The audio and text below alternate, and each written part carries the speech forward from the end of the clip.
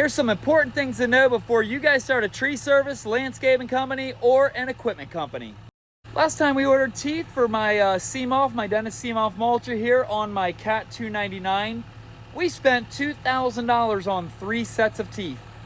You see these little chips here? This happens when you're forestry mulching.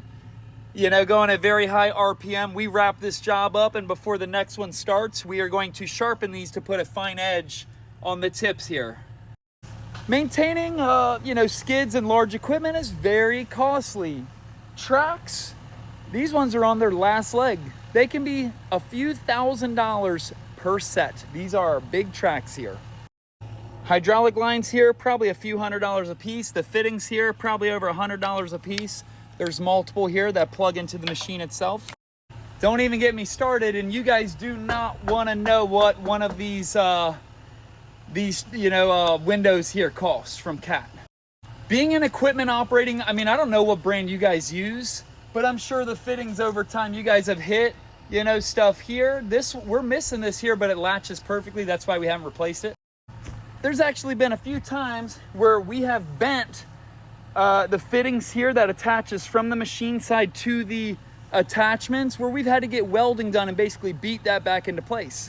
These are a couple of my main babies over here. My Carlton 7015 TRX, absolutely love that thing. Really can't say anything, those things are amazingly built. My lift here is awesome and it works perfectly as well, but you can only imagine how many hydraulic lines are in a machine like this. This is a 60-foot lift. Imagine how many hydraulic lines basically have to connect in the lower components here to the upper part of the boom. This is where the basket goes. It's on the front of the trailer over there.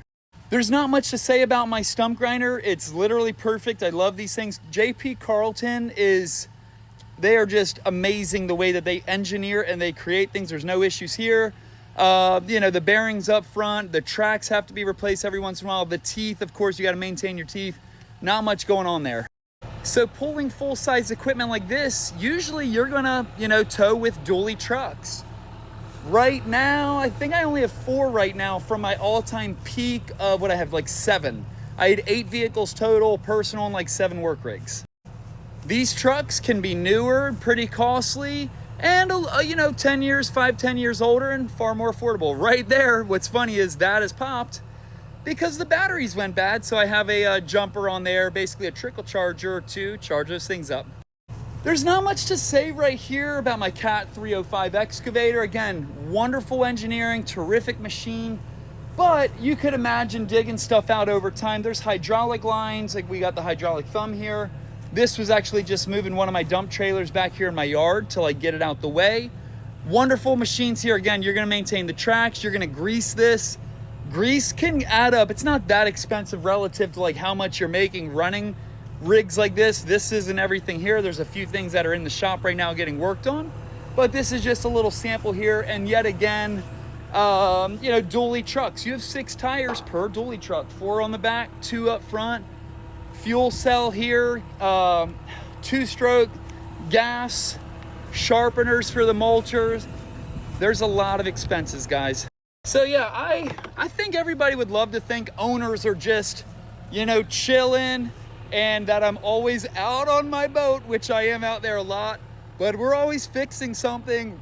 We're always paying something. In fact, I just paid a bill yesterday. It was $1,200 from Vermeer for one of my mini skids getting some work done, some components. I'll have to double check what we even got done there. So I'm gonna, end you guys with this. Not that this has ever happened with me, but a lot of these forestry mulching units, there was actually a couple years where a lot of them were going up in flames. They were catching fire on forestry mulching jobs. And the reason is because microfragment in the machines after grinding stuff up, and basically the microfragment would get caught in the machines themselves. Let me show you a little sample. We just mulched back here, but this is the after product of forestry mulching. Little microfragment, little dust that when it gets caught in your machine can cause a fire.